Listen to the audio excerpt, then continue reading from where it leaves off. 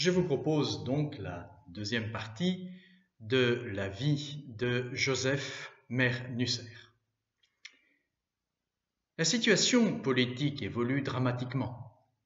Le 9 juillet 1943, les Alliés, américains et anglais, ont débarqué en Sicile. 15 jours plus tard, Mussolini est renversé par les dignitaires du parti fasciste et en septembre, sous l'impulsion du roi Victor Emmanuel III, l'Italie capitule et se range dans le camp allié. En réplique, l'armée allemande désarme les troupes italiennes et occupe la péninsule. Le Tyrol du Sud est administré par le Reich allemand. Celui-ci est désormais harcelé sur 3 fronts par les soviétiques et les anglo-saxons. Les nazis réquisitionnent les hommes sud-tyroliens pour l'armée. Et bien que citoyen italien par choix, Joseph est mobilisé fin août 1944. Pour éviter des représailles à sa famille, il renonce à se dérober, mais exprime sa crainte d'être embrigadé dans la Waffen-SS, cette armée parallèle mise en place par Himmler. Très fanatisés, comme chacun sait, les SS se sont signalés par de nombreuses exactions. Joseph est décidé à refuser à tout prix d'obéir à des ordres qui seraient contraires à sa conscience éclairée par la doctrine chrétienne. Le 7 septembre 1944, avec 80 autres recrues, Joseph part pour Konitz en Prusse occidentale, ville située maintenant en Pologne. Joseph écrit à sa femme « Ne te fais aucun souci pour moi, chérie, car nous sommes dans la main de Dieu. Ne m'en veux pas de te parler de choses plus matérielles, mais je serais content de recevoir quelques vêtements chauds et aussi de quoi me remplir l'estomac. L'état de guerre total est visible partout ici dans le Reich. » Joseph et ses camarades sont soumis à un entraînement militaire forcené et à un continuel endoctrinement. À son grand déplaisir, il porte l'uniforme des SS. Il confie avec beaucoup de tact à son épouse son intention de refuser le serment de fidélité inconditionnelle à Hitler. Et il ajoute « La pensée que ma décision pourrait te jeter dans le malheur est pour moi une très dure épine dans le cœur. Mais la certitude, chère épouse, que tu me comprends et partages ma manière de voir représente pour moi une consolation énorme. Ta prière me sera une force au moment décisif. » Joseph espère cependant pouvoir compter sur la compréhension de ses supérieurs et être dispensé du serment, comme l'a été un de ses camarades sud-tyroliens. À l'issue de la période de formation, le sergent responsable de la compagnie vient annoncer aux 80 recrues que le lendemain 5 octobre, elles seront appelées à prononcer le serment de fidélité des SS, dont il lit le texte. « À toi, Adolf Hitler, Führer et chancelier du Reich, je jure fidélité et courage. À toi et au chef désigné par toi, je jure obéissance jusqu'à la mort. Que Dieu m'aide. » Joseph lève la main et déclare qu'il ne peut prêter ce serment. Le sergent va alors chercher le chef de la compagnie, qui demande au jeune homme la raison de son refus. Joseph répond qu'il ne peut prêter le serment pour des motifs religieux. L'officier lui demande « Vous n'êtes donc pas 100% national-socialiste » ? « Non, je ne le suis pas, lui répond Joseph calmement et en face. Le chef de compagnie lui demande alors de consigner par écrit son refus. Ce qu'il fait, sur le champ, en indiquant qu'il refuse le serment pour des motifs religieux. Pétrifiés, les camarades de Joseph ont le sentiment qu'il vient de signer son arrêt de mort. Quelques jours plus tôt, le voisin de lit de Joseph, Hans-Karl Neuhauser, avait dit à Joseph, qui lui confiait son intention de refuser le serment, « Je ne crois pas que Dieu, notre Seigneur, exige cela de nous. » Joseph avait répondu, « Si personne n'a jamais le courage de leur dire qu'il n'est pas d'accord avec leur idéologie nationale-socialiste, alors la situation ne changera jamais. » Il savait que cette décision lui coûterait au moins la liberté, sinon la vie, mais sa conscience lui dictait d'agir ainsi. Le jour même, il est incarcéré et un procès pour trahison lui est intenté. Le 12 novembre, Joseph écrit longuement à Hildegarde, son épouse donc, pour essayer de la rassurer et de la consoler. Il désire ardemment la revoir, elle et leur petit Albert. il se dit certain que leur amour résistera à cette dure épreuve et en sortira affermi. Ma profession de foi, dit-il, écrit-il, te jettera dans une immense douleur. L'urgence d'un tel témoignage est désormais inéluctable. Ce sont deux mondes qui s'affrontent. Mes supérieurs ont montré trop clairement qu'ils refusaient et haïssaient ce qui pour nous catholiques est sacré et ce à quoi nous ne pouvons renoncer. Hildegarde, mon épouse chérie, sois forte. Dieu ne nous abandonnera pas, toi et moi. Quand le Seigneur demande un sacrifice, il donne alors la force pour l'offrir. Qui nous séparera de l'amour du Christ? Ni le feu, ni le glaive. Il cite ici saint Paul. Je n'avais encore jamais éprouvé cela aussi profondément qu'aujourd'hui. Ici, je n'ai ni camarade avec lequel je puisse partager ma foi, ni secours religieux. Combien cette absence me pèse, mais combien aussi me console la pensée de tant de personnes qui prient pour moi au pays natal. Le 14 novembre, il est transféré à Danzig pour être jugé par un tribunal militaire. Le 5 décembre, il remercie avec effusion son épouse pour ses lettres qui lui ont été transmises par le juge.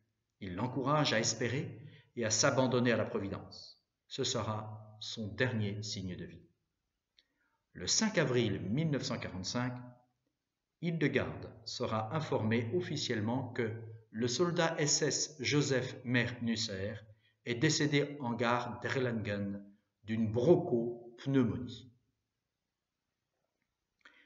La lettre de Fritz Abischer, que nous avons citée au tout début, à la veuve de Joseph, a permis de connaître les conditions de la mort de son mari. Au début de février 1945, Abischer, enrôlé de force, a été chargé avec 4 autres SS d'escorter vers le camp de concentration de Dachau un convoi de militaires condamnés à mort pour refus de porter les armes.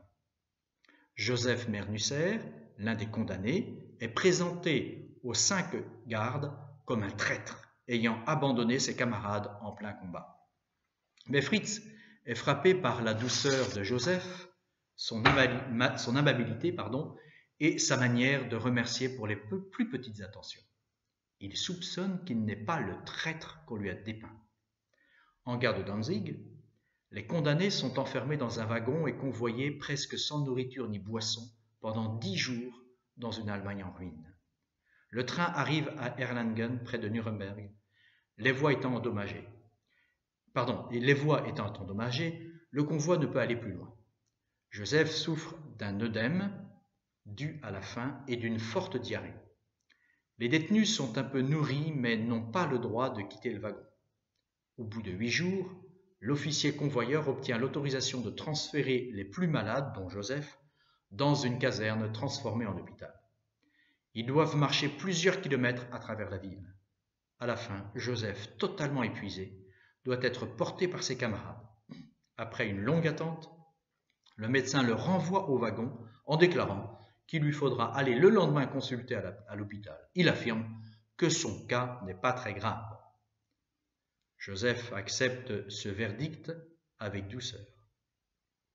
Il est ramené à la gare d'Erlangen et remercie ses camarades avec un chaleureux « Dieu vous le rende pour tout ». Quelques heures plus tard, dans la nuit du 23 au 24 février 1945, Joseph, à l'âge de 35 ans, meurt seul dans le wagon sans le secours d'un prêtre, que les SS n'ont pas cru devoir appeler. Auprès du corps, Abischer retrouve un Nouveau Testament, un missel et un chapelet.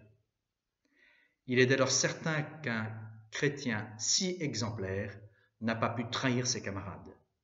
Lui et les autres SS l'enterrent avec les honneurs militaires en présence d'un prêtre d'Erlangen. En 1947, une autopsie pratiquée sur le corps confirme la cause du décès. Joseph Mehr-Nusser est mort de faim. En 1958, son corps est ramené à Bolzano. Il sera enterré en 1963 à l'intérieur de l'église toute neuve de Liechtenstern dédiée à Saint Joseph. En 2005, un monument à sa mémoire y a été érigé et en procédant à sa bénédiction, l'évêque de Bolzano-Bozen, Monseigneur Wilhelm Egger, a déclaré « Aujourd'hui, nous vivons dans une société dite libre et pourtant, il y a une pression morale énorme, voire coercitive, à laquelle nos familles et surtout les jeunes peuvent difficilement échapper en faveur de la liberté sexuelle, de l'infidélité conjugale, du divorce. Joseph Mernucer peut nous donner un exemple de fidélité à la conscience mise au-dessus des tendances du moment, toujours mouvantes. Les idéaux pour lesquels Nusser est mort, la charité, la foi, la liberté, devraient être les idéaux d'éducation dont la cellule familiale a besoin. Le 18 mars 2007, c'est donc très récent, à Bolzano, Joseph Mernucer a reçu les honneurs de la béatification sous la présidence du cardinal Angelo Amato. Le lendemain, le pape François, à l'occasion de l'Angélus, place Saint-Pierre à Rome, disait « En raison de sa grande envergure morale et spirituelle, le bienheureux Joseph, mort martyr parce qu'il refusa d'adhérer au nazisme par fidélité à l'Évangile, constitue un modèle pour les fidèles laïcs. » Pour Monseigneur Ivo Musser, l'actuel évêque de Bolzano, Joseph Mernucer a beaucoup à dire à nous et à notre temps. Il n'est pas seulement celui qui a refusé le serment à Adolf Hitler, il est celui qui s'est nourri et a vécu de l'identité chrétienne.